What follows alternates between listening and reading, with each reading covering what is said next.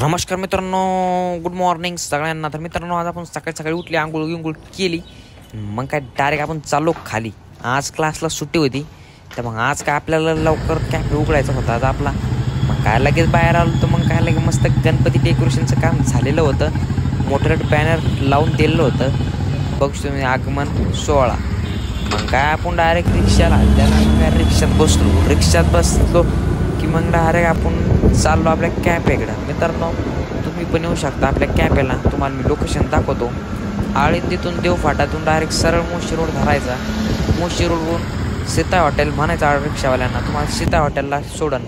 मग काय सीता हॉटेलच्या समोरच आपला कॅफे दिसतो तुम्हाला. मग काय पहिलं तर आपली चाबी ठेवली होती आपण एक किराणा दुकानात.